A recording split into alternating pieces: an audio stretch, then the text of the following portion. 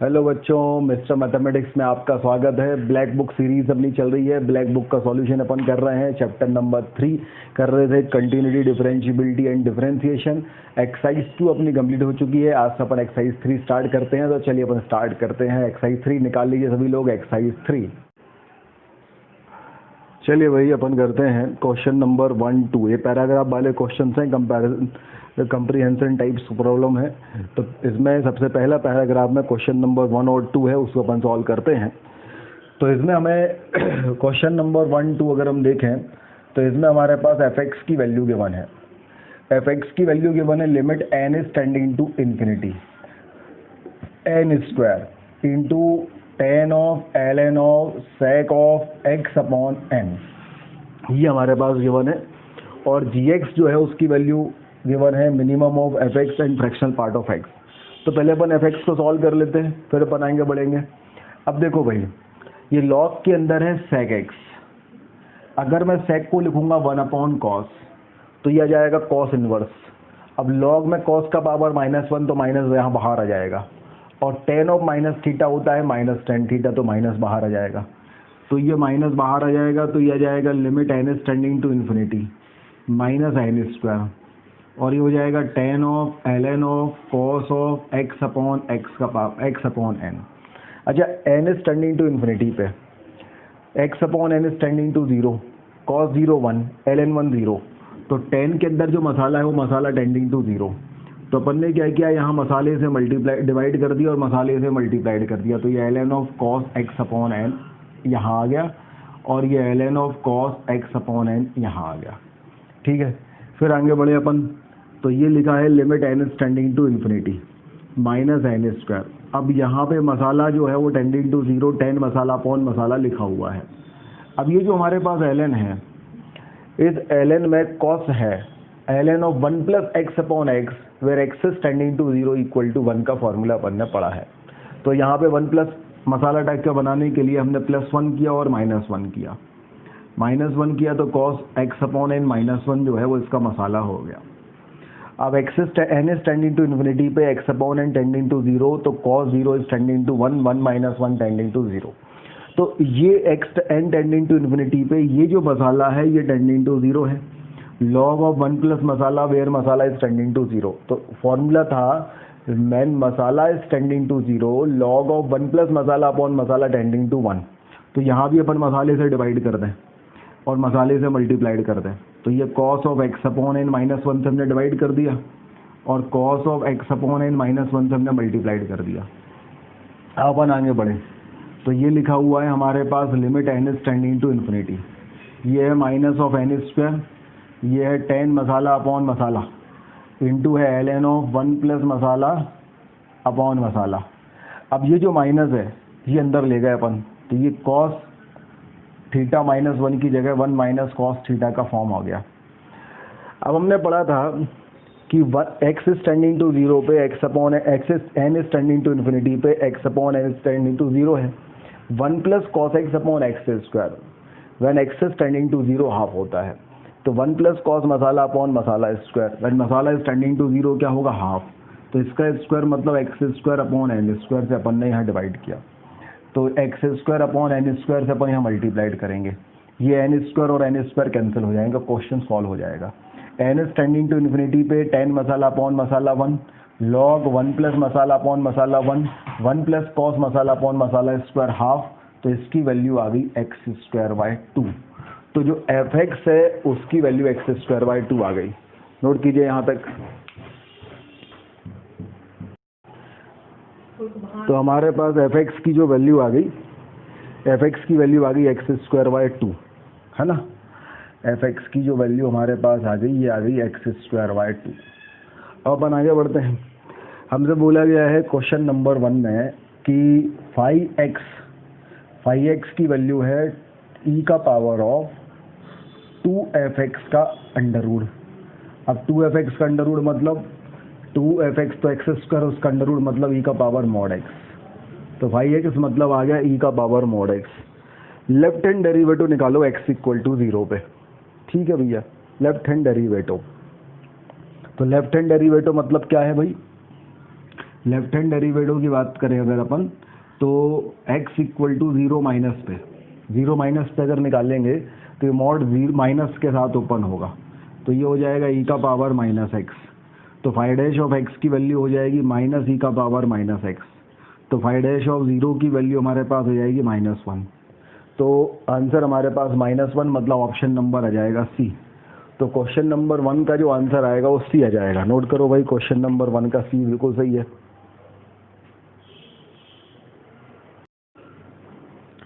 चलिए, question number 1 हो गया था एक्सरसाइज 3 का। अब क्वेश्चन नंबर 2 देखिए। क्वेश्चन नंबर 2 में बोला गया है कि gx जो है, gx की वैल्यू है minimum of fx comma fractional part of x, और x बिलोंग्स टू -1 से लेकर 2 के बीच में। आपको बताना है ये कब डिसकंटिन्यूस होगा। तो देखें भाई, अपन पहले इसके लिए देखें, तो x की वैल्यू जब -1 से लेकर 0 होगी तो फ्रैक्शनल पार्ट ऑफ x की वैल्यू हो जाएगी x+1, और fx की वैल्यू हो जाएगी x²y2। फिर जब x की वैल्यू 0 से लेकर 1 होगी तो फ्रैक्शनल पार्ट ऑफ x की वैल्यू x हो जाएगी, और ये वैल्यू x²y2 हो जाएगी। जब x की वैल्यू 1 से लेकर 2 होगी तो फ्रैक्शनल पार्ट ऑफ x की वैल्यू x हो जाएगी, और फ्रैक्शनल पार्ट ऑफ x की वैल्यू x-1 हो जाएगी, और ये वैल्यू x²y2 हो जाएगी। x इक्वल टू 2 पे और चेक करें, तो 2 पे फ्रैक्शनल पार्ट ऑफ x की वैल्यू फ्रैक्शनल पार्ट ऑफ 2 मतलब 0 हो जाएगा, और ये वैल्यू 2 हो जाएगी। ठीक है, अब देखें, हमें इसका मिनिमम निकालना है।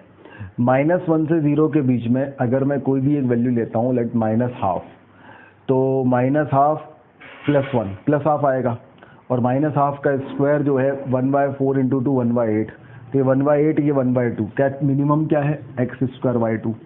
फिर 0 से 1 के बीच में मैंने कोई भी एक वैल्यू ले ली, लेट +12, तो हाफ पे ये हाफ आएगा, बट ये 1/8 आएगा, तो अभी भी मिनिमम x²y2 है। 1 से 2 के बीच में मैंने कोई भी एक नंबर ले लिया, लेट 3/2, तो 3/2 -1 करेंगे तो हाफ आ जाएगा, और 3/2 का स्क्वायर अगर ओपन करेंगे तो 9/8, और यहाँ आ जाएगा हाफ। तो यहाँ भी 4 से मल्टीप्लाई डिवाइड कर दें तो ये हो जाएगा 4/8, और ये हो जाएगा 9/8। सही है, तो छोटा कौन सा होगा? x-1, और x इक्वल टू 2 पे क्या हो जाएगा? 0। इस तरीके से हमारे पास ये होगा। अब हम इसका ग्राफ बनाएं -1 से 2 के बीच में। -1 से 2 के बीच में अगर अपन ग्राफ बनाते हैं तो ये है -1, ये है 0, और ये है 1। -1 से +1 के बीच में x²y2, मतलब -1 पे वैल्यू हमारे पास क्या जाएगी? हाफ, और +1 पे भी वैल्यू क्या जाएगी? हाफ, और 0 पे वैल्यू हो जाएगी 0। तो ये ऐसा कुछ हो जाएगा।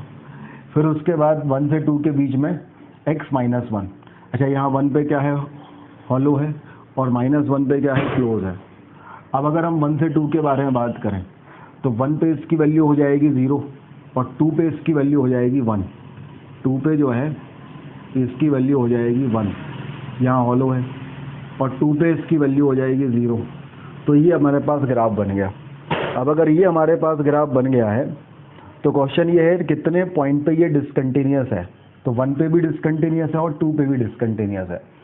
-1 पे तो कंटिन्यूस है। अच्छा, -1 से 2 क्लोज्ड है, तो 2 पे चेक करेंगे तो 2 पे डिसकंटिन्यूस और 1 पे डिसकंटिन्यूस, तो 2 पॉइंट्स पे डिसकंटिन्यूस है। तो क्वेश्चन नंबर 2 का जो आंसर आएगा वो क्या जाएगा? ए आ जाएगा। तो इस तरीके से क्वेश्चन नंबर 2 का आंसर ए आ गया। नोट कीजिए भाई।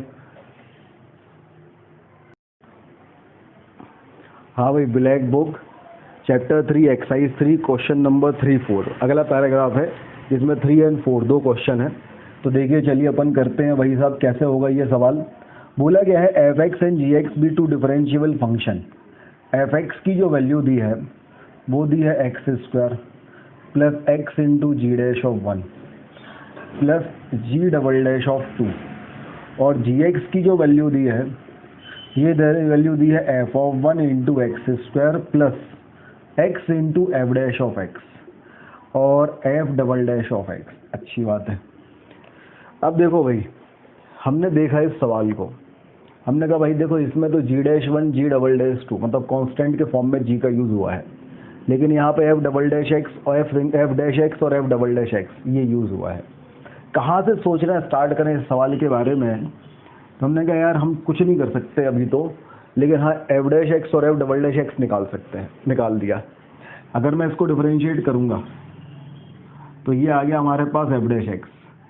एफ डैश एक्स की अगर अपन वैल्यू निकालते हैं तो एफ डैश एक्स की वैल्यू हमारे पास क्या जाएगी, ये आ जाएगी 2x, x का डिफरेंशिएशन 1, जी डैश 1 तो कांस्टेंट है, जी डबल डैश का 0, और अगर एफ डबल डैश एक्स निकालें तो ये हो गया 2x का 2, ये आ गया जी डैश 1 की वैल्यू 0, कांस्टेंट है डिफरेंशिएशन 0। ये चीज़ें अपन ने निकाली। अच्छा, ये चीज़ें अपन यहाँ gx में पुट कर सकते हैं। अगर अपन gx में ये चीज़ें पुट करते हैं तो क्या होता है भाई, ध्यान दीजिए, gx में अपन ये चीज़ें पुट करते हैं। अगर अपन gx में ये चीज़ें पुट करते हैं तो ये हमारे पास gx है, gx इक्वल टू है x square into f of 1, फिर plus x into F dash x. F dash x की वैल्यू है 2x plus F dash of 1, तो इसे अपन ने लिख दिया 2x plus g dash of 1, और ये एफ डबल डैश एक्स है, इसकी वैल्यू रख दी अपन ने 2, तो ये हमारे पास gx की वैल्यू आ गई। चलिए अपन आगे बढ़ते हैं। अब ये हमारे पास जो gx की वैल्यू आई है, क्या कर सकते हैं अपन, आगे सोचें तो हम देखें वही थोड़ा सा और उसको मल्टीप्लाइड करें तो ये है x square into f of 1 plus हमारे पास है 2x स्क्वायर प्लस है 2 नहीं है g dash of 1 into x plus है 2। अगर मैं इसे फिर से डिफरेंशिएट करता हूँ जी डैश एक्स, तो ये तो 2x हो जाएगा इंटू एफ ऑफ 1, ये 4x हो जाएगा, ये 1 हो जाएगा, तो ये बचेगा जी डैश ऑफ 1 और ये 2 का हो जाएगा 0। अगर मैं यहाँ पे x की वैल्यू पुट करता हूँ 1, तो जी डैश ऑफ 1 की वैल्यू हमारे पास हो जाएगी 2 into f of 1 plus 4 plus g dash of 1, g dash 1 cancel हो गया, तो यहाँ से एफ ऑफ 1 की वैल्यू हमारे पास -2 आ गई। तो वैल्यू ऑफ एफ ऑफ 1 हमारे पास कितना आ गया, -2। यहाँ तक नोट कर लीजिए पहले। चलिए भाई आगे बढ़ते हैं। तो अपन ने जी डैश एक्स की जो वैल्यू निकाली है, ये हमारे पास है 2x into f of 1 plus 4x plus g dash of 1। जब एफ ऑफ 1 की वैल्यू अपन ने -2 निकाल दी, तो जी डैश ऑफ एक्स की वैल्यू आ गई -4x। G dash of x की वैल्यू क्या आ गई, -4x plus g dash of 1, ये दोनों कैंसिल हो गए, तो जी डैश ऑफ एक्स की वैल्यू जो है वो आ गई जी डैश ऑफ 1, तो जी डबल डैश ऑफ एक्स की वैल्यू आ गई हमारे पास 0, और जी डबल डैश ऑफ एक्स की वैल्यू जो है वो हमारे पास 0 आ गई। तो जी डबल डैश ऑफ 2 जो यूज़ किया है अपन ने फंक्शन में, उसकी वैल्यू भी 0 आएगी। अभी अपन लिख देते हैं यहाँ पे कि भाई हमने दो चीज़ें निकाल दी, एक तो एफ ऑफ 1 की वैल्यू -2 और दूसरी जी डबल डैश ऑफ एक्स की वैल्यू 0। ठीक है, यहाँ तक नोट कर लीजिए पहले। और यहाँ तक जैसे ही अपने पास ही आ गया, अब एफ एक्स जो हमारे पास था, एफ एक्स में अपन ये वैल्यू पुट कर दें। एफ एक्स क्या था भाई हमारे पास, एफ एक्स हमारे पास था, एफ एक्स की वैल्यू थी x square plus x into g dash of 1 plus आ जाएगा जी डबल डैश ऑफ 2।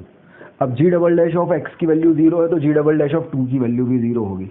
तो एफ एक्स की वैल्यू हमारे पास आ जाएगी x square plus x into g dash of 1, ये तो 0 आ गया।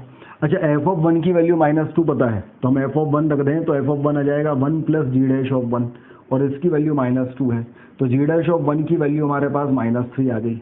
जी डैश ऑफ 1 की वैल्यू हमारे पास -3 आ गई, जी डैश ऑफ 1 की वैल्यू हमारे पास -3 आ गई।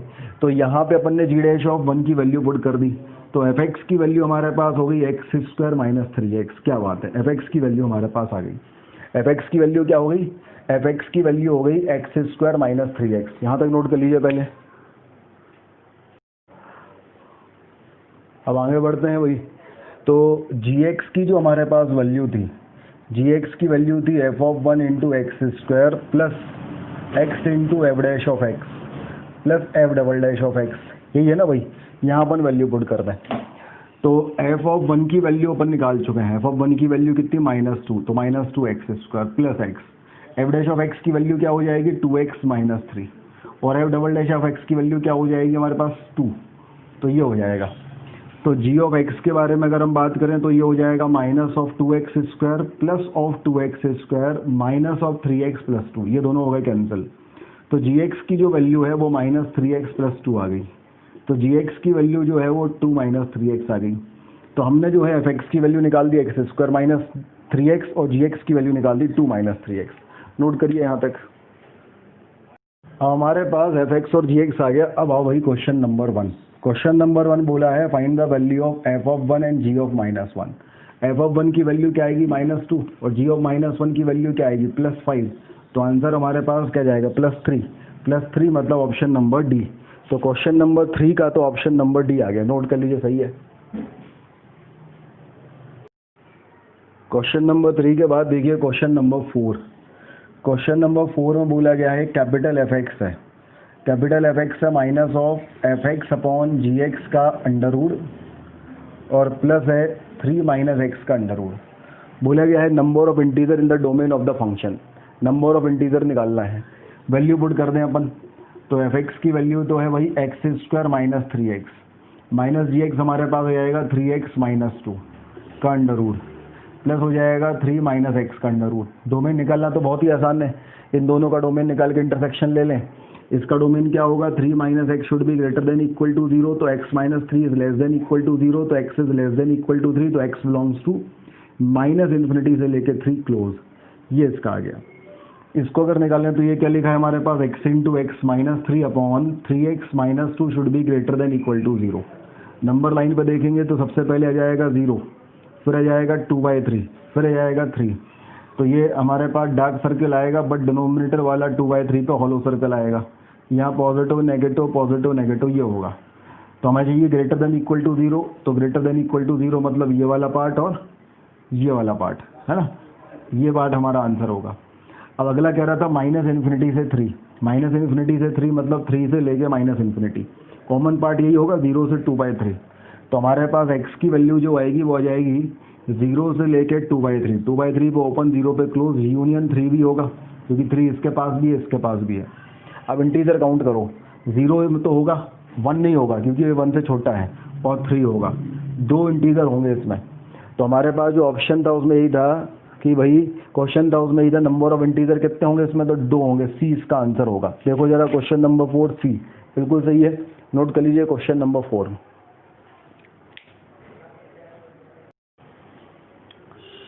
चलिए भाई black book chapter 3 exercise 3 question number 5 6 अगला पैराग्राफ है जिसमें 2 क्वेश्चन है 5 और 6। देखें क्वेश्चन नंबर 5 और 6। 5 6 में हमारे पास एफ एक्स है। एफ एक्स की जो वैल्यू है वो है x square minus of 4x plus of 3 का मॉड इंटू है ln x और प्लस हमारे पास है 2 इंटू एक्स माइनस ऑफ 2 का power 1/3 when x is greater than 0। बोला गया है वही फिफ्थ जो क्वेश्चन है वो एफ एक्स के ऊपर ही दिया है। F x is non differentiable at this blank point and sum of corresponding values of x is this. ठीक है भाई, मतलब इसकी नॉन डिफरेंशिएबिलिटी के बारे में बात करनी है। अब इसकी नॉन डिफरेंशिएबिलिटी के बारे में अगर अपन को बात करनी है तो हम देखें हम क्या कर सकते हैं इसमें कि हम इसको थोड़ा सा रीडिफाइन करके डिफरेंशिएट करके ही काम कर लें तो भी काम चल जाएगा। अच्छा, अगर ये x square minus of 4x plus of 3 का मॉड दिया है तो बेसिकली ये हमारे पास x minus 3 into x minus 1 का मॉड दिया है।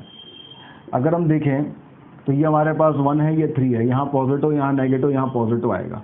अच्छा, ग्रेटर देन इक्वल टू 0 है तो कहानी ये होगी 0 से 1 और 3 से इन्फिनिटी में ये पॉजिटिव साइन के साथ ओपन होगा और 1 से लेके 3 में ये नेगेटिव साइन के साथ ओपन होगा। तो हम इसे ओपन करके इसे रीडिफाइन कर देते हैं। अगर अपन ओपन करें तो एफ एक्स की हमारे पास जो वैल्यू आएगी ये वैल्यू आ जाएगी x square minus of 4x plus 3 into आ जाएगा ln x plus 2 into x minus 2 का पावर 1/3।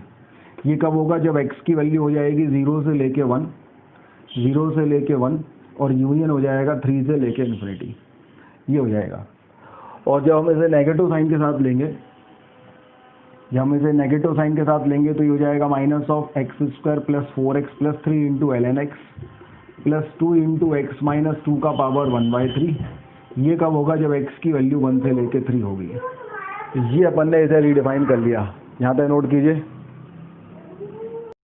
चलिए अब अपन आगे बढ़ते हैं। अब देखो एक चीज़ तो हम देख के बता सकते हैं कि ये फंक्शन x इक्वल टू 2 पे नॉन डिफरेंशिएबल होगा क्योंकि x इक्वल टू 2 पे ये नॉन डिफरेंशिएबल है। भाई x का पावर 1/3 का अगर हम ग्राफ बनाते हैं तो इसका ग्राफ कुछ इस तरीके से बनता है, ये ऐसा आता है, फिर यहाँ पे ये वर्टिकल टेंजेंट होके वापस ऐसे चला जाता है। तो x इक्वल टू 0 पे ये जो है नॉन डिफरेंशिएबल होता है, वर्टिकल टेंजेंट होती है। तो सिमिलरली यहाँ पे भी जो है ये x इक्वल टू 2 पे ये नॉन डिफरेंशिएबल होगा। अच्छा, ये जो चीज़ है ln x, ये तो ऑलवेज डिफरेंशिएबल होता है, ये डिफरेंशिएबल होगा, नॉन डिफरेंशिएबल हो सकता है 1 पे और 3 पे। मतलब ये वाला इस तरफ वाला जो पार्ट है ये 1 पे और 3 पे नॉन डिफरेंशिएबल होगा, और ये वाला पार्ट जो है, जब ये वाला पार्ट ln x जुड़ा उसके बारे में नहीं कह सकते, ये मॉड वाला पार्ट 1 और 3 पे नॉन डिफरेंशिएबल होगा। ln x के साथ ये जुड़ गया, अब ln x इसको डिफरेंशिएबल बना रहा है नहीं, ये अपन को नहीं पता, भी चेक करेंगे। लेकिन 2 पे ये फंक्शन डिफरेंशिएबल होगा, क्योंकि 1 और 3 पे ही बात करनी है। 2 पे तो ये डिफरेंशिएबल होगा और 2 पे ये नॉन डिफरेंशिएबल होगा। तो एक डिफरेंशिएबल और एक नॉन डिफरेंशिएबल का सम नॉन डिफरेंशिएबल होता है। तो एक चीज़ तो क्लियर है कि x इक्वल टू 2 पे तो ये नॉन डिफरेंशिएबल ही होने वाला है। ठीक है भाई, हमें जो मेनली कोशिश करनी है वो 1 और 3 पे निकालना है ना। 2 पे तो पक्का है नॉन डिफरेंशिएबल होगा, तो हम यहाँ पे साइड में लिख लेते हैं x इक्वल टू 2 पे नॉन डिफरेंशिएबल है। चाहे तो हम चेक कर लेंगे, x इक्वल टू 2 पे चेक कर लेंगे, x इक्वल टू 1 पे और x इक्वल टू 3 पे, 3 पॉइंट पे हमें डिफरेंशिएबिलिटी चेक करनी है। हम इसे डिफरेंशिएट कर देते हैं। अगर डिफरेंशिएट करेंगे तो ये हो जाएगा फर्स्ट फंक्शन, मतलब x square minus of 4x plus 3, ln x का differentiation 1/x plus ln x इनका इंटू इसका डिफरेंशिएशन 2x माइनस 4, और ये हमारे पास आ जाएगा +2, और ये 1/3, और x माइनस 2 का पावर जो हो जाएगा -2/3। अब यहाँ पे आ जाओ भाई, तो ये माइनस में हो जाएगा, minus of x square minus of 4x plus 3/x minus of ln x into 2x minus 4, और ये हो जाएगा +2/3 इंटू x माइनस 2 का पावर -2/3।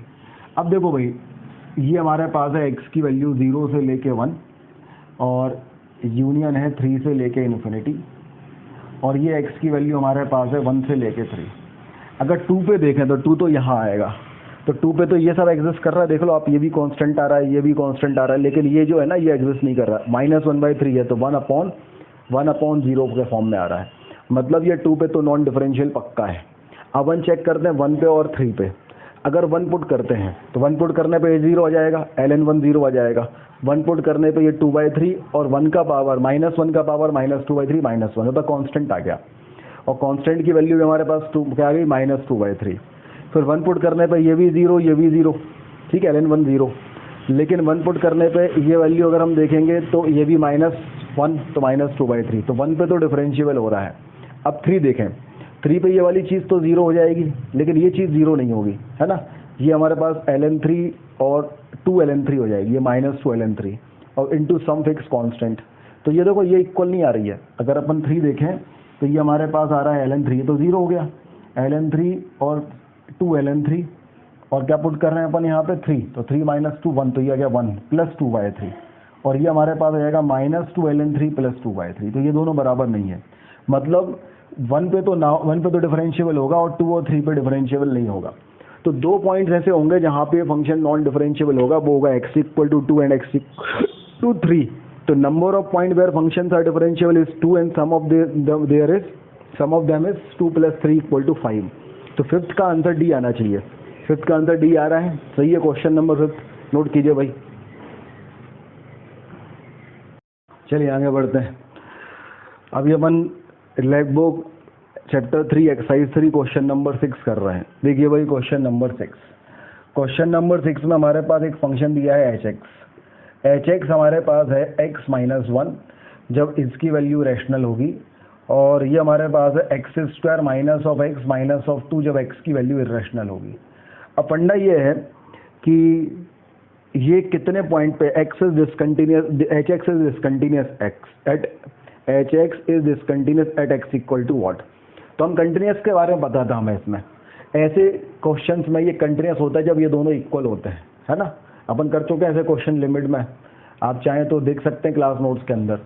भाई एक जगह रैशनल एक जगह इरेशनल है, तो ये कंटिन्यूअस जब होगा, जब जैसे हमने 2 लिया तो 2 पे तो वैल्यू यहाँ आएगी, 2 + 2 माइनस पे यहाँ आएगी। तो कंटिन्यूअस होगा जब ये दोनों बराबर होंगे। तो ये उन पॉइंट्स पे केवल कंटिन्यूअस होगा जब ये दोनों बराबर होंगे, मतलब x² माइनस x माइनस 2 की वैल्यू x - 1 के इक्वल होगी। तो x² minus 2x minus of 1 की वैल्यू 0, तो x की value 2 ± √b² minus of 4ac divided by 2a। तो x की वैल्यू हो जाएगी 2 प्लस माइनस √2 अपॉन 2, तो x की वैल्यू आ जाएगी 1 प्लस माइनस √2। तो 2 पॉइंट पे कंटिन्यूस होंगे, एक पॉइंट हो जाएगा √2 1 माइनस √2, एक 1 प्लस √2 और दूसरा पॉइंट हमारे पास हो जाएगा 1 माइनस √2। केवल 2 पॉइंट पे ये कंटिन्यूस होंगे। अब हमें देखना भाई क्या कहानी होती है। अच्छा, tan ऑफ π/8 की वैल्यू जो है बोला गया है डिसकंटिन्यूस कब होंगे, तो भाई जहाँ पे कंटिन्यूस इन दो के अलावा बाकी सब पे डिसकंटिन्यूस होंगे। तो ऑप्शन ए 1 प्लस √2 पे डिसकंटिन्यूस होंगे क्या? बिल्कुल नहीं होंगे, 1 प्लस √2 पे तो डिसकंटिन्यूस, क्योंकि ये आ गया। tan 3π/8 पे, अच्छा √2 - 1 डी पे डिसकंटिन्यूस होंगे? बिल्कुल होंगे, क्योंकि ये दोनों नहीं है ना वो, तो ऑप्शन नंबर डी पे तो डिसकंटिन्यूस होंगे ही होंगे। अच्छा, सिंगल करेक्ट ही है तो डी आंसर आ रहा होगा इसका, है ना। सिंगल करेक्ट है, मल्टीपल है 6 का, सिंगल करेक्ट ही है, डी आंसर आ रहा है। अच्छा, tan 3π/8 की वैल्यू निकालने अपन, तो अगर tan 3π/8 की वैल्यू आप कैसे निकालोगे, तो tan 3π/8 इसे आप लिख दो tan ऑफ π/4 माइनस π/8, तो ये हमारे पास 1 minus of tan π/8 divided by 1 plus of tan π/8 हो जाएगा। tan π/8 की वैल्यू √2 - 1 है, तो 1 minus of √2 - 1 upon 1 plus of √2 - 1, तो यहाँ 1 से 1 कैंसिल हो गया। ये हमारे पास आ गया 2 माइनस ऑफ √2 अपॉन √2, तो ये आ गया हमारे पास √2 - 1, तो √2 - 1 की वैल्यू आई। अब √2 - 1 पे ये कंटिन्यूस है कि डिसकंटिन्यूस है? tan 3π/8 π/4 माइनस π/8 होता है ना, तो 1 माइनस π/8 और 1 प्लस tan π/8, तो √2 - 1, तो ये हमारे पास 2 माइनस √2 और ये 1 प्लस √2 - 1, तो अपॉन में √2, तो ये हमारे पास √2 - 1 आ गया। तो दिस इज डिसकंटिन्यूस एट, तो यहाँ पे कंटिन्यूस होगा कि डिसकंटिन्यूस होगा? तो tan √2 - 1 पे भी ये डिसकंटिन्यूस ही होगा, तो इसकी वैल्यू अगर √2 - 1 आ रही है तो ये भी हमारे पास जो है डी भी इसका आंसर होना चाहिए। एक बार और चेक कर लो, 3π/8, भाई हमने ये 8 ले लिया, तो ये हमारे पास, अच्छा 3π/8 थोड़ा ना होगा, है ना। 3π/8 अगर हम देखें π/2 माइनस ऑफ π/8, तो ये हमारे पास आ जाएगा 8 और ये 4π - π, तो ये 3π/8 आएगा। ये π/2 माइनस π/8 आएगा, ये गलत कर लिया था अपन ने। π/2 माइनस π/8 मतलब cot π/8, cot π/8 मतलब 1 अपॉन √2 - 1, है ना। 1 अपॉन √2 - 1, तो √2 प्लस 1 अपॉन 1 हो जाएगा ये रेशनलाइज करने पे, तो इस पर तो कंटिन्यूस है, कंटिन्यूस है तो tan 3π/8 आंसर नहीं होगा। सिमिलरली फिर अपन करेंगे tan ऑफ 7π/8। tan ऑफ 7π/8 क्या है? tan ऑफ 7π/8 है, ये हमारे पास आ जाएगा tan ऑफ पाई माइनस π/8, तो tan of pi minus theta minus tan theta, और tan ऑफ π/8 की वैल्यू √2 - 1, तो ये 1 माइनस √2, इस पर भी कंटिन्यूस है, तो ऑप्शन केवल डी आएगा इसका, कि डी ऐसा पॉइंट होगा जिस पे डिसकंटिन्यूस होगा। तो क्वेश्चन नंबर 6 का आंसर हो गया डी। चलिए नोट कीजिए भाई।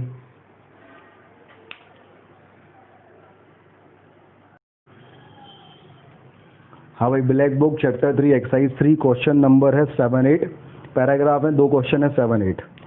तो 7, 8 जो हमारे पास क्वेश्चन है, इसमें हमसे बोला गया है कि a function is define from -2 से +2, ओके, और function is define as f(x) equal to fractional part of x। Fractional part of x कब है? जब x की वैल्यू जो है वो -2 से लेके 1 है, फिर इसकी वैल्यू है सिग्नम फंक्शन ऑफ x का मॉड, सिग्नम फंक्शन x का मॉड, ये कब है? जब x की वैल्यू -1 से +1 बहुत क्लोज है, और ये है minus of fractional part of x, ये कब है? जब x की वैल्यू 1 से लेकर 2 है।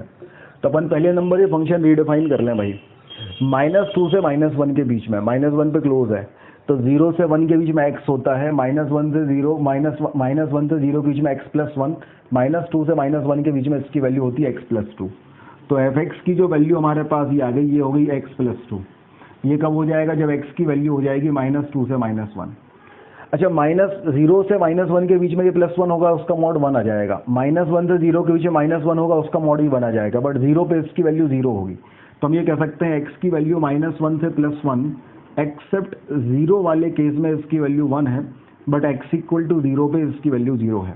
अब ये देखें जरा, तो वही fractional part of x plus fractional part of -x के बारे में हम ये कहते थे कि इसकी जो वैल्यू होती है, जब x इंटीजर होगा तो इसकी वैल्यू होगी 0, और जब x does not belongs to integer तो इसकी वैल्यू हो जाएगी 1। भाई 1.2 का 0.2 -1.2 का 0.8, तो यहाँ पे -1 से लेके 2 में हमारे पास दो केस हो गए। एक इंटीजर वाला केस हो गया जब x की वैल्यू हो जाएगी 2।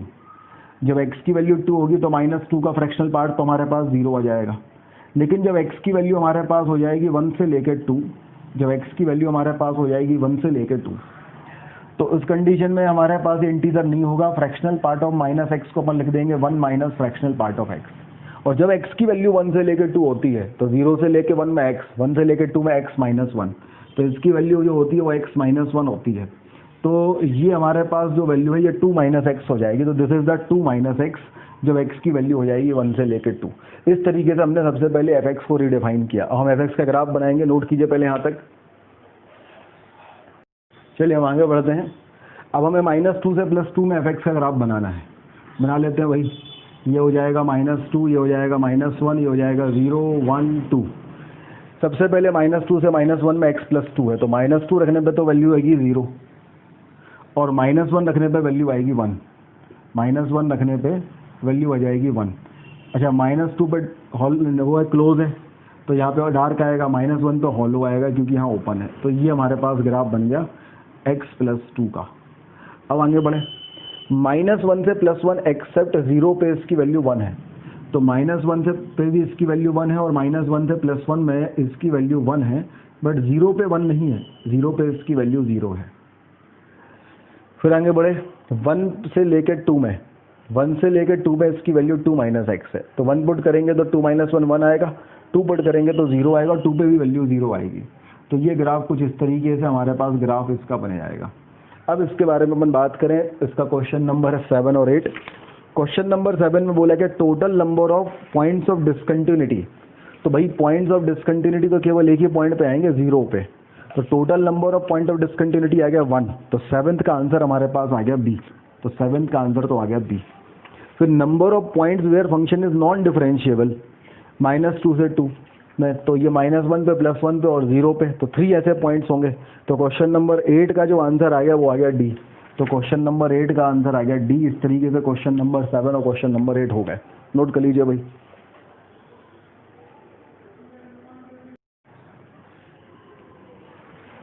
हाँ भाई, black book chapter 3 exercise 3 question number अपन करने जा रहे हैं 9 और 10। तो चलिए क्वेश्चन नंबर 9 और 10 अपन करते हैं। अब क्वेश्चन नंबर 9 और 10 में एक फंक्शन f(x) डिफाइन है 0 से 2π क्लोज इंटरवल सच डेट f(x) की जो वैल्यू है, f(x) की वैल्यू है वो है sin x का ग्रेटेस्ट इंटीजर प्लस है cos x का ग्रेटेस्ट इंटीजर। कब? जब x की वैल्यू है 0 से लेके π बोथ क्लोज, और f(x) की वैल्यू है sin x का greatest integer minus of cos x का ग्रेटेस्ट इंटीजर। कब? जब x की वैल्यू है 0 से लेके 2π पे क्लोज, 0 पे। ऐसा कैसे? π से 2π, π पे ओपन और 2π पे close. Number of points of non differentiable और एक लिमिट का क्वेश्चन। तो सबसे पहले अपन इसको रिडिफाइन कर लेते हैं। अच्छा, अपन 0 से 2π में साइन का ग्रेटेस्ट इंटीजर और कॉस का ग्रेटेस्ट इंटीजर का ग्राफ बना लेते हैं सबसे पहले, ठीक है। तो ये sin x है भाई, ये हमारे पास 1 है और ये -1 है, ये 0, ये है π/2, ये है π, ये है 3π/2 और ये है 2π। ये y = sin x का हमारे पास ग्राफ है, ठीक है। अपन नीचे से greatest integer of sin x का ग्राफ बनाएंगे इसके जस्ट नीचे। ये ले लेते हैं 0, ये ले लेते हैं π/2 और ये हो जाएगा π, ये हो जाएगा 3π/2, ये हो जाएगा 2π, ये 1 और ये वाला -1 और ये वाला +1। अब देखो भाई, 0 पे ग्रेटेस्ट इंटीजर की वैल्यू 0, तो उसका 0 पे साइन की वैल्यू 0, तो उसका ग्रेटेस्ट इंटीजर 0। π/2 पे साइन की वैल्यू 1, तो उसका ग्रेटेस्ट इंटीजर 1। π पे साइन की वैल्यू 0, तो उसका ग्रेटेस्ट इंटीजर 0। 3π/2 पे साइन की वैल्यू -1, तो उसका ग्रेटेस्ट इंटीजर -1। 2π पे साइन की वैल्यू 0, तो उसका ग्रेटेस्ट इंटीजर 0। अब 0 से लेके 1 में, 0 से π/2 में साइन की वैल्यू 0 से 1, तो उसके ग्रेटेस्ट इंटीजर की वैल्यू क्या हो जाएगी? 0। π/2 से π में साइन की वैल्यू 0 से 1, तो उसके ग्रेटेस्ट इंटीजर की वैल्यू क्या हो जाएगी? 0। π/2 से 3π/2 में ग्रेटेस्ट साइन की वैल्यू -1 से 0, तो उसका ग्रेटेस्ट इंटीजर क्या हो जाएगा? -1। 3π/2 से 2π में साइन की वैल्यू -1 से 0, तो उसका ग्रेटेस्ट इंटीजर क्या हो जाएगा? -1। इस तरीके से ये हमारे पास, इस तरीके से हमारे पास ये y = sin x का ग्रेटेस्ट इंटीजर का ग्राफ बनेगा। अपन cos x का ग्रेटेस्ट इंटीजर का ग्राफ बनाते हैं भाई। तो हमारे पास अगर y equal to cos x है, इसका हम ग्राफ बनाते हैं 0 से लेके 2 पाई में, तो कैसा ग्राफ बनता है? ये कुछ इस तरीके का, ये अगर हमारे पास 1 है, ये -1 है, तो ये कुछ हमारे पास इस तरीके का ग्राफ बनता है।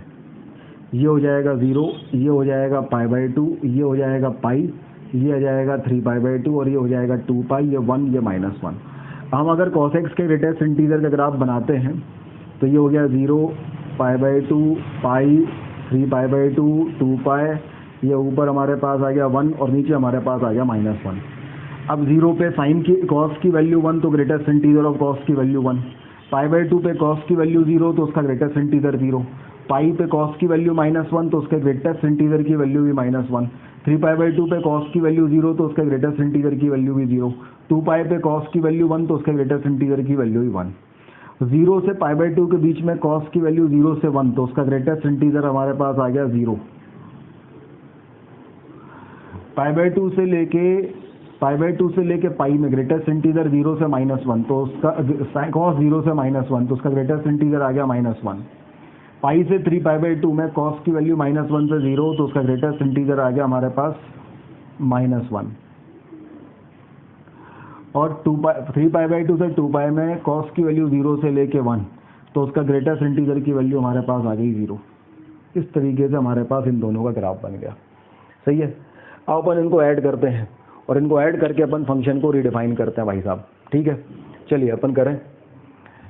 तो अगर हम देखें x की वैल्यू 0 पे हम ऐसा ले लेते हैं, x इक्वल टू 0 पे, फिर x की वैल्यू ले लेते हैं 0 से π/2 पे, फिर x की वैल्यू π/2 पे, फिर x की वैल्यू ले लेते हैं π/2 से पाई पे, फिर x की वैल्यू पाई पे चेक करते हैं, फिर x की वैल्यू लेते हैं पाई से लेके 3π/2 पे, फिर x की वैल्यू ले लेंगे 3π/2 पे, फिर x की वैल्यू हो जाएगी 3π/2 से लेके 2 पाई पे, और फिर x की वैल्यू लास्ट में 2 पाई पे।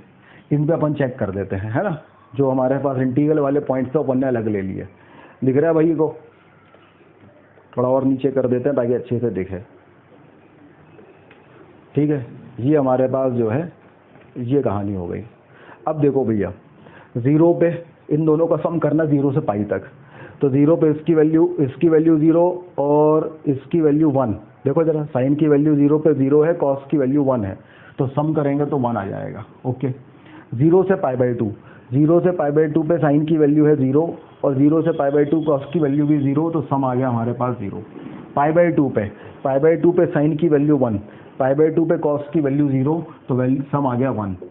अब π/2 से पाई में, अभी तक प्लस ही चल रहा है ना, π/2 से पाई में साइन की वैल्यू 0 और π/2 से पाई में साइन की वैल्यू, π/2 से पाई में साइन की वैल्यू -1, तो 0 -1 आ गया -1। ये तो ऐड वाला हो गया। पाई पे भी ऐड ही करना है, पाई पे भी ऐड कर दो। पाई पे इसकी वैल्यू 0, पाई पे इसकी वैल्यू -1, ऐड करने पे आ जाएगा -1। अब पाई से 3π/2 आते हैं। पाई से लेके 3π/2 साइन की वैल्यू -1, साइन की वैल्यू क्या है? -1। अब माइनस करना है भाई। पाई से लेके 3π/2 में कॉस की वैल्यू भी -1, तो -1 क्या हो जाएगा? 0। अब 3π/2 पे देखो, 3π/2 पे कॉस की वैल्यू -1, 3π/2 पे कॉस की वैल्यू साइन की वैल्यू -1 और 3π/2 पे कॉस की वैल्यू 0, तो -1 -0 ये भी -1 आ गया। अब 3π/2 से 2 पाई देखो, 3π/2 से 2 पाई साइन की वैल्यू -1 और 3π/2 से 2 पाई कॉस की वैल्यू 0, तो ये भी -1 आ गया। और 2 पाई पे देखो, 2 पाई पे कॉस की वैल्यू 0 और 2 पाई पे साइन की वैल्यू 0 और कॉस की वैल्यू 1, तो ये वैल्यू 1 आ गई। इस तरीके से ये फंक्शन जो f(x) हमारे पास है ये रिडिफाइन हो गया। अब जब ये फंक्शन x रिडिफाइन हो गया, यहाँ पे नोट कर लीजिए पहले। अब जब ये फंक्शन f(x) रिडिफाइन हो गया तो अपन इसका ग्राफ बना देते हैं भाई। अब ग्राफ अगर अपन बनाते हैं तो ये आ गया 0, फिर आ गया π/2, फिर आ गया पाई, फिर आ गया 3π/2, फिर आ गया 2 पाई। यहाँ ऊपर हमने ले लिया 1 और नीचे हमने ले लिया -1। अब देखो भाई, 0 पे वैल्यू तो 1 है, 0 से लेके π/2 तक इसकी वैल्यू 0 है, π/2 पे फिर से वैल्यू 1 है, फिर π/2 से लेके पाई पे इसकी वैल्यू -1 है। फिर आगे बढ़ो, पाई पे फिर से इसकी वैल्यू -1 है, पाई से लेके 3π/2 तक इसकी वैल्यू 0 है, 3π/2 पे इसकी वैल्यू फिर से -1 है, और 3π/2 से लेकर 2π तक इसकी वैल्यू -1 ही है और 2π पे वैल्यू 1 है। तो ये जो हमने बनाया है ये इसका ग्राफ बन गया। अब इसके बारे में आप जवाब दे दो भाई साहब, क्या बोला गया है। बोला गया सबसे पहले ये बताइए total number of discontinuity point कितने होंगे। तो 0 पे भी होगा, π/2 पे भी डिसकंटिन्यूस, पाई पे भी, 3π/2 पे भी, 2π पे भी। तो 1 2 3 4 5 पॉइंट पे ये डिसकंटिन्यूस होगा। ये हमारे पास हो total number of points of discontinuity. अरे सॉरी, कहाँ पढ़ रहे हैं, question number 9, number of points where f(x) is non differentiable. तो नॉन डिफरेंशिएबल 0 पे भी है, π/2 पे भी है, पाई पे भी है, 3π/2 पे भी है, 2π 5। तो 9th का ऑप्शन आ गया हमारे पास डी। और 9th में अगर अपन देखें तो 9th का आंसर हमारे पास आ गया डी। 2π पे अगर अपन चेक कर रहे थे तो 2π पे तो 0 हो रहा था, ये 1 हो रहा था, तो इसके लिए -1 आनी चाहिए। देखो 2π पे थोड़ा सा गलत किया अपन, 2π पे तो 0 हो जाएगा, 2π पे ये 1 हो जाएगा, तो ये वैल्यू -1 आएगी। तो ये वैल्यू 2π पे -1 आएगी, थोड़ा सा ये गलत हो गया था। अब देखो आप, अब नॉन डिफरेंशिएबल देखो तो 0 पे भी होगा, π/2 पे भी, पाई पे भी, 3π/2 पे, 2π पे नहीं होगा। तो 1 2 3 4 पे नॉन डिफरेंशिएबल होगा। तो हमारे पास जो ऑप्शन नंबर इसका आएगा वो सी आ जाएगा। कौन से का? क्वेश्चन नंबर 9 का। अब क्वेश्चन नंबर 10 देखो, बोला है limit x is tending to 3π/2 plus 3π/2 plus पे फंक्शन की वैल्यू क्या है? -1। तो इसका भी सी आ जाएगा। तो क्वेश्चन नंबर 10th का आंसर भी सी आ जाएगा। तो 9th का भी सी और 10th का भी सी। नोट कर लीजिए भाई, हो गया ये। चलो वही black book chapter number 3 exercise 3। अब हम करते हैं क्वेश्चन नंबर 11 से 13। अगला पैराग्राफ जो हमारे पास है वो क्वेश्चन नंबर 11 से लेकर 13 वाला है। इसमें एक फंक्शन हमारे पास f(x) दिया है और f(x) के बारे में बोला है ये है x into greatest integer of x। ये कब है? जब x की वैल्यू 0 से लेकर 2 है, 0 पे क्लोज 2 पे ओपन, और यहाँ पे है x - 1 into greatest integer of x। ये कब है? जब x की वैल्यू जो है वो 2 से लेकर 3 है, दोनों पे क्लोज। सबसे पहले अपन इसको रीडिफाइन कर लेते हैं।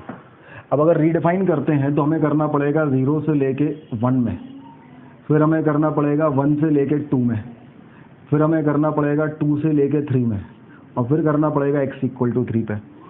अब अगर 0 से लेके 1 में देखें तो ये 0 से 2 में तो ये फंक्शन है, 0 से 1 में ये 0 होता है ग्रेटेस्ट इंटीजर ऑफ x, तो 0 इंटू समथिंग आ गया 0।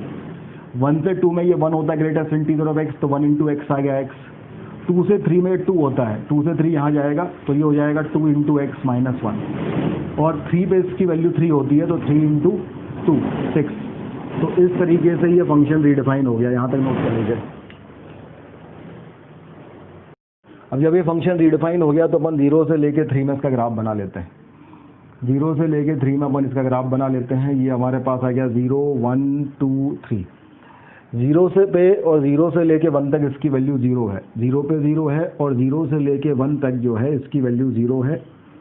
1 से लेके 2 में इसकी वैल्यू x है, मतलब 1 पे इसकी वैल्यू क्या हो जाएगी 1, और 2 पे इसकी वैल्यू क्या हो जाएगी 2।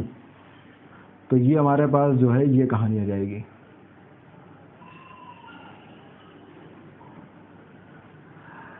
फिर 2 से लेके 3 में इसकी वैल्यू जो है वो ये है, तो 2 रखेंगे तो 2 - 1 हमारे पास हो जाएगा 1 इंटू 2 2। तो 2 पे तो इसकी वैल्यू 2 ही आएगी। 3 रखेंगे तो 3 - 1 2 आ गया, और 2 इंटू 2 4 हो गया। तो 3 पे वैल्यू जो है 4 हो जाएगी, है ना। 3 पे वैल्यू 4 हो जाएगी कुछ इस तरीके से। देखो ये हमारे पास क्या है, ये x है, y = ये 2 इंटू x - 1 है। अब 3 पे जो यहाँ पे 3 पे ओपन है, और 3 पे जो वैल्यू है वो 6 है। ये जो वैल्यू है 3 पे ये 6 आ रही है। ये हमारे पास ग्राफ हो गया। अब इसके बारे में हम बात करें भाई, क्वेश्चंस क्या कहना चाह रहे थे। सबसे पहले देखो बोला है 0 से 3 में डिसकंटिन्यूस कहाँ का होगा। तो 1 पे डिसकंटिन्यूस होगा और 3 पे डिसकंटिन्यूस होगा। तो कितने नंबर ऑफ पॉइंट्स पे होगा? 2 नंबर ऑफ पॉइंट्स पे। तो 11th का आंसर सी आ जाएगा। तो 11th का तो सी आ गया अपना। अब आगे बढ़ो, नॉन डिफरेंशिएबल कहाँ कहाँ होगा। तो देखो 0 पे तो हो रहा है, 0 पे तो नहीं है, 1 पे नॉन डिफरेंशिएबल है। 2 पे चेक करें, इसका डिफरेंशिएशन 1 आ रहा है, इसका 2 आ रहा है, मतलब 2 पे भी नॉन डिफरेंशिएबल, और 3 पे भी नॉन डिफरेंशिएबल। तो 3 पॉइंट्स पे नॉन डिफरेंशिएबल होगा।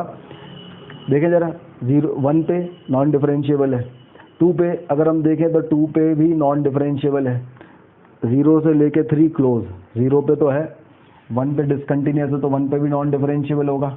2 पे अगर अपन देखें तो 2 पे इस तरफ का डिफरेंशिएशन 1 है और इस तरफ का डिफरेंशिएशन 2 है, तो 2 पे भी नॉन डिफरेंशिएबल होगा और 3 पे भी होगा, तो नंबर ऑफ पॉइंट्स हो गए 3। तो क्वेश्चन नंबर 12 का जो आंसर हमारे पास हो जाएगा वो हो जाएगा डी।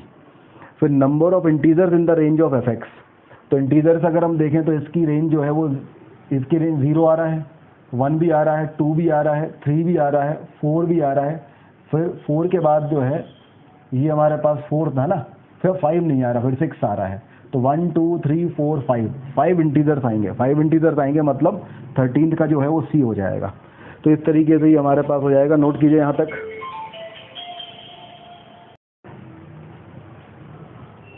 हाँ भाई, black book exercise 3 chapter 3 question number 14 पे आ गया अपन। चलिए क्वेश्चन नंबर 14 15 16 करते हैं।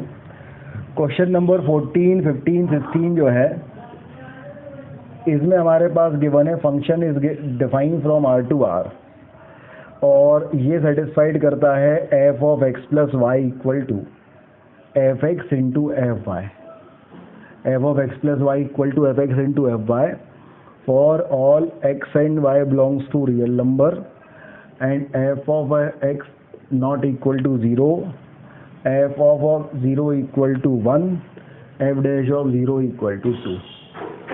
अगर ऐसा है तो एफ एक्स निकाल दो, निकालो भाई एफ एक्स। कैसे निकालेंगे? एफ डैश एक्स का यूज़ करके। एफ डैश एक्स का जो वैल्यू होता है वो होता है limit h is tending to 0 f of x plus h minus of f x upon h. अब अगर हम यहाँ से y की जगह रख दें h, तो f of x plus h की वैल्यू हो जाएगी f x into f h. तो ये हमारे पास हो जाएगा limit h is tending to 0 f of x into f of h minus of f of x upon h. F of x अपन ने ले लिया बाहर, तो अंदर बचा limit h is tending to 0 f of h minus of 1 upon h. अच्छा, 1 जो वैल्यू है वो एफ ऑफ 0 की है, तो इस 1 की जगह अपन ने रख दिया एफ ऑफ 0, तो ये आ गया limit h is tending to 0 f of 0 plus h minus of f of 0 upon h, और बाहर है एफ एक्स। तो ये क्या हो गया? ये एफ डैश ऑफ 0 हो गया। तो हमारे पास एफ डैश ऑफ एक्स की वैल्यू आ गई F x into F dash of 0, और एफ डैश ऑफ 0 की वैल्यू 2 है, तो f dash x equal to twice of f x. तो f dash x upon f x की वैल्यू अगर अपन ले लें तो ये आ जाएगा 2। दोनों तरफ अपन इंटीग्रेशन कर दें तो ये आ जाएगा ln of f x equal to 2x plus c. तो एफ एक्स की वैल्यू हमारे पास हो जाएगी e का पावर 2x प्लस सी। अब यहाँ पे एफ ऑफ 0 की वैल्यू लगा दें तो एफ ऑफ 0 कितना जाएगा हमारे पास? एफ ऑफ 0 e का पावर c, इसकी वैल्यू 1 है, e का पावर c 1 पुट कर दें तो एफ ऑफ x की वैल्यू आ जाएगी e का पावर 2x प्लस सी। तो एफ एक्स की वैल्यू हो जाएगी e का पावर 2x इंटू ई का पावर c। ई का पावर c की वैल्यू 1 यहाँ पुट कर दो, तो एफ एक्स की वैल्यू हमारे पास हो जाएगी e का पावर 2x। क्या बात है भाई, एफ एक्स आ गया। एक बार और समझ लो भैया कैसे आया। एफ डैश एक्स था limit h is tending to 0 f of x plus h minus f x upon h. अब f of x plus y given था f x into f y, अगर मैंने वाई की जगह एच पुट कर दिया तो f of x plus H हो गया F x into f h. तो यहाँ अपन ने F x into f H रख दिया, एफ एक्स कॉमन आ गया, अंदर बचा F of h minus of 1 upon h. F of H को हमने रख दिया एफ ऑफ 0 प्लस एच। 1 जो है ये एफ ऑफ 0 की वैल्यू है, इसकी जगह रख दिया एफ ऑफ 0, तो f of 0 plus h minus of f of 0 upon h limit h is tending to 0, ये हो गया एफ डैश ऑफ 0, और एफ डैश ऑफ 0 की वैल्यू 2 रख दी, तो ये 2 एफ एक्स आ गया f dash x. F x नीचे ले आए तो f dash x upon f x equal to 2, दोनों तरफ इंटीग्रेशन लगा दिया, तो ये हो गया ln एफ एक्स, ये हो गया 2x प्लस सी। तो एफ एक्स आ गया e का पावर 2x प्लस सी। x की वैल्यू 0 पुट करी तो e का पावर c इक्वल टू 1 आ गया, एफ ऑफ 0 1 दिया है। अब e का पावर 2x प्लस सी को लिखा e का पावर 2x इंटू ई का पावर c, e का पावर c पुट कर दिया 1, तो एफ एक्स की वैल्यू e का पावर 2x आ गया। जैसे ही हमारे पास ये आ गया तो अब हमारे पास क्वेश्चन नंबर 14 देखो भाई, बोला है एफ ऑफ 2 की वैल्यू क्या होगी। तो क्वेश्चन नंबर 14 अगर अपन देखें तो एफ ऑफ 2 की वैल्यू e का पावर 4 होगी, तो 14 का आंसर ए होगा, ए ही दिया है। चलिए ये क्वेश्चन नंबर 14 हो गया, नोट कीजिए यहाँ तक। चलो भैया क्वेश्चन नंबर आते हैं 15, सॉरी क्वेश्चन नंबर 14 15 16 चल रहा है। जी ऑफ एक्स वाई जो है, g of x into y, इसकी वैल्यू गिवन है g of x into g of y, अच्छी बात है। और जी डैश ऑफ 1 जो है इसकी वैल्यू दी है 2 और जी ऑफ 1 की वैल्यू दी है नॉट इक्वल टू 0। अगर ऐसा है तो बोला गया है जी ऑफ एक्स निकालो, तभी आप क्वेश्चन नंबर 15 कर पाओगे। तो यार देखो ऐसा है, जी डैश ऑफ एक्स से अपन कार्यक्रम शुरू करते हैं। तो जी डैश ऑफ एक्स होता है limit h is tending to 0 g of x plus h minus of g x upon h. अच्छी बात है। अब g of x plus h को अपन क्या रखें? तो भैया ऐसा है, g of x plus h को अपन ऐसा लिख देंगे, प्रोडक्ट में लिखना है g of x into 1 plus h upon x, ऐसा लिख देते हैं। अगर ऐसा लिखते हैं और ये वाली कंसेप्ट लगाते हैं, एक्स की जगह एक्स रहने दें, वाई की जगह 1 प्लस एच एक्स रख दें, तो ये वैल्यू हमारे पास हो जाएगी जी ऑफ एक्स इंटू हो जाएगी g of 1 plus h upon x. तो ये वैल्यू अपन ने यहाँ पुट कर दी। अगर ये वैल्यू अपन ने यहाँ पुट कर दी तो ये हो गया हमारे पास g of x into g of 1 plus h upon x minus of g of x upon हमारे पास हो जाएगा एच। जी ऑफ एक्स अपन ने ले लिया कॉमन, तो ये हमारे पास आ गया limit h is tending to 0 और ये आ गया g of 1 plus h upon x minus of 1 upon h. यहाँ तक अपने पास आ गया। अब अगर हम यहाँ 0 पुट करते हैं तो ये हमारे पास जी ऑफ 1 माइनस 1 आ रहा है, मतलब जी ऑफ 1 अपन को निकालना पड़ेगा। निकाल लेते हैं, बहुत कोशिश कर लेते, सस्ते में आ जाएगा। एक्स और वाई की जगह अगर 1 पुट कर दें तो g of 1 equal to g square 1। तो जी ऑफ 1 की एक वैल्यू 0 आएगी और जी ऑफ 1 की एक वैल्यू 1 आएगी, लेकिन क्वेश्चन में बोला है जी ऑफ 1 0 नहीं हो सकता, तो जी ऑफ 1 कितना आ जाएगा 1। जी ऑफ 1 1 आएगा, तो ये 0/0 वाला केस हो गया। अपन लॉपिटल लगा दें यहाँ पे, तो हो जाएगा g dash of 1 plus h upon x और 1 का 0 एच के रिस्पेक्ट में कर रहे हैं ना, 1 अपॉन एक्स जो का, तो एच का डिफरेंशिएशन 1 और ये एच का डिफरेंशिएशन 1। जब हम यहाँ पे limit h is tending to 0 put करेंगे तो जी डैश ऑफ 1 होगा, उसकी वैल्यू है 2। तो ये हमारे पास 2 टाइम्स ऑफ जी एक्स हो गया। किसकी वैल्यू हो गई? जी डैश ऑफ एक्स की। यहाँ तक नोट कर लीजिए पहले। हाँ भाई, थोड़ा सा गलत कर दिया अपन ने, एक बार देख लें ज़रा। भाई जी डैश ऑफ एक्स की जो वैल्यू हमारे पास थी वो थी limit h is tending to 0 g of 1 plus h upon x minus of 1 upon h. अगर अपन लॉपिटल भी लगा रहे थे तो ये आ जाएगा g dash of 1 plus h upon x. 1 का तो 0, 1 अपॉन एक्स बाहर आ गया, एच का हो गया 1 अपॉन यहाँ एच का 1। तो ये हमारे पास limit h is tending to 0 पे जी डैश ऑफ 1 इसकी वैल्यू 2, तो ये 2 अपॉन एक्स आएगा। तो ये हमारे पास क्या जाएगा 2 अपॉन एक्स। तो जी डैश की जो हमारे पास वैल्यू आएगी ये हमारा, और जी एक्स हमने बाहर ले लिया रखा था, तो ये हमारे पास आ जाएगी 2 अपॉन एक्स इंटू जी एक्स। तो जी डैश एक्स की वैल्यू आ जाएगी 2 अपॉन एक्स जी एक्स। तो अगर हम यहाँ से देखेंगे तो g dash of x upon g x की जो वैल्यू आएगी ये आ जाएगी 2 अपॉन एक्स। इंटीग्रेशन कर दो भाई दोनों तरफ। इंटीग्रेशन अगर अपन करते हैं तो ये आ जाएगा l N of g x और ये आ जाएगा 2 into l N of x plus c. तो ये हमारे पास आ जाएगा एल एन ऑफ एक्स, इसको अपन एल एन सी ले लेते हैं, तो ये हो जाएगा हमारे पास l N of c x square equal to l N of g x. तो जी एक्स की वैल्यू हमारे पास आ जाएगा c x square. G of 1 की वैल्यू 1 है, तो g of 1 equal to c equal to 1, तो सी की वैल्यू 1 हो गई। तो जी एक्स की वैल्यू हमारे पास हो गई एक्स स्क्वायर। अब जी एक्स अगर हमारे पास एक्स स्क्वायर हो गया तो क्या पूछा है इसमें? Find the value of g of 2 and g of 3। तो जी ऑफ 2 की वैल्यू तो 4 होगी और जी ऑफ 3 की वैल्यू 9। तो ऑप्शन नंबर सी इसका करेक्ट हो गया। तो इसका आंसर आ गया ऑप्शन नंबर सी। नोट कर लीजिए भाई। अपन करते हैं भाई क्वेश्चन नंबर 15। क्वेश्चन नंबर 15 में बोला गया है F x equal to g x अगर है तो इसके नंबर ऑफ सॉल्यूशंस कितने होंगे? तो एफ एक्स क्या था? ई का पावर 2x और जी एक्स क्या था? X square. इसके नंबर ऑफ सॉल्यूशन कितने होंगे? देखो भाई, ऐसे क्वेश्चंस को ग्राफ से कैसे करते हैं, इसको अपन ऐसा किया, कोई ऐसा ग्राफ बनाया जिसको अपन इजीली बना सकते हैं। ई का power 2x upon x square minus of 1 equal to h x. अब जब इसकी वैल्यू 0 होगी तो वो जो इसके रूट्स होंगे वो इसके सॉल्यूशंस होंगे। तो हम इसका ग्राफ बना लेते हैं।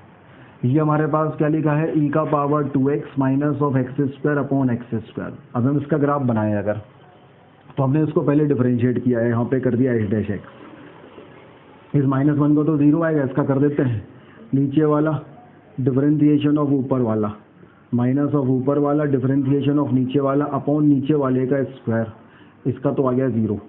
तो क्या कॉमन आ गया, 2x इंटू ई की पावर 2x कॉमन आ गया। तो यहाँ बचेगा हमारे पास x और यहाँ हमारे पास बचेगा 1 और ये हमारे पास आ जाएगा x का पावर 4, तो ये x क्यूब हो गया। तो ये 2 इंटू ई का पावर 2x और ये आ गया x minus 1 upon x cube. यहाँ तक अपने पास आ गया। अगर यहाँ तक अपने पास आ गया, पहले यहाँ तक नोट कीजिए भाई। हाँ भाई, अब इसको अपन देखें अगर, तो ये तो ऑलवेज पॉजिटिव होगा, ये 0 होगा, 0 ये 0 पे नॉट डिफाइन होगा और 1 पे 0 होगा। तो यहाँ तो f dash x does not exist, यहाँ पे वैल्यू 0, यहाँ पॉजिटिव, यहाँ नेगेटिव, यहाँ पॉजिटिव। फंक्शन यहाँ इंक्रीजिंग होगा, यहाँ डिक्रीजिंग होगा, यहाँ इंक्रीजिंग होगा, यहाँ पे हॉरिजॉन्टल टेंजेंट होगा, 0 पे डज नॉट एग्जिस्ट होगा। अब अपन ने देखा, अपन ने कुछ वैल्यूज़ निकाली। वैल्यूज़ कैसे निकाली, हमने कहा भाई एफ ऑफ, अपन किसकी वैल्यू निकालें, इन्फिनिटी की वैल्यू निकाल दें, एफ ऑफ माइनस इन्फिनिटी की वैल्यू निकाल दें, एफ ऑफ 1 की वैल्यू निकाल दें, एफ ऑफ 0 प्लस की वैल्यू निकाल दें, एफ ऑफ 0 माइनस की वैल्यू निकाल दें। ठीक है, और किसी की निकालना है, बस इतने में काम अपना बन जाएगा। अब देखो भैया, एफ ऑफ इन्फिनिटी अगर अपन निकालते हैं तो यहाँ अपन लगाएंगे limit x is tending to infinity e का power 2x minus of x square upon x square. Infinity upon infinity का केस बन रहा है, डिफरेंशिएट कर दो तो 2 इंटू ई का power 2x minus 2x upon 2x।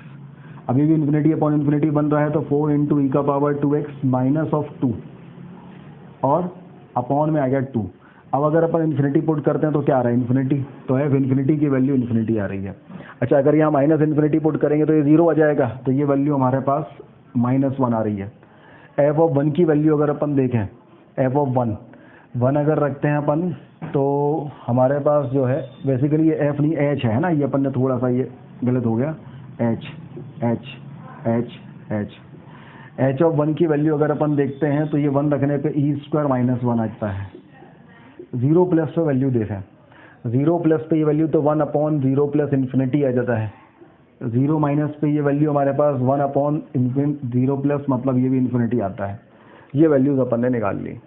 अब ये वैल्यू अपन ने निकाल ली तो पहले यहाँ तक नोट कर लीजिए भाई। चलिए आगे बढ़ते हैं अपन। अब अपन इसका ग्राफ बनाते हैं भाई। तो अगर अपन ग्राफ बनाएं तो कैसा बनेगा, ये अपन ने ले लिया 0, ये ले लिया 1, ये ले लिया -1, ये ले लिया ई स्क्वायर -1। तो 1 पे तो वैल्यू जो है वो ई स्क्वायर -1 है, इन्फिनिटी पे जो वैल्यू है वो इन्फिनिटी है और 0 प्लस पे वैल्यू भी इन्फिनिटी है, मतलब यहाँ पे तो ग्राफ ऐसा आएगा। 0 माइनस पे वैल्यू इन्फिनिटी है और ये -1 है, 0 माइनस पे वैल्यू इन्फिनिटी है और माइनस इन्फिनिटी पे -1 है, ये आएगा। तो इसके नंबर ऑफ सॉल्यूशंस कितने आ रहे हैं, 1 आ रहा है। एक नंबर ऑफ सॉल्यूशन आ रहा है, मतलब इसके नंबर ऑफ सॉल्यूशन केवल एक ही होगा, मतलब हमारे पास इसका जो आंसर है वो बी आएगा भाई, 16 का बी आ रहा है। बिल्कुल सही है, नोट कर लीजिए भाई साहब।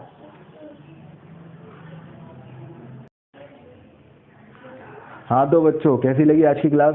अपन ब्लैक बुक सीरीज चल रहा है अपना, ब्लैक बुक में अपन कैलकुलस का सॉल्यूशन कर रहे हैं, chapter number 3 continuity, differentiability and differentiation. इसकी एक्सरसाइज 3 अपनी चल रही है। आज एक्सरसाइज 3 में अपन ने क्वेश्चन नंबर 16 तक सॉल्व किया। तो चलिए मिलेंगे अपन अगली क्लास में आगे के क्वेश्चंस के साथ, तब तक के लिए बहुत बहुत धन्यवाद।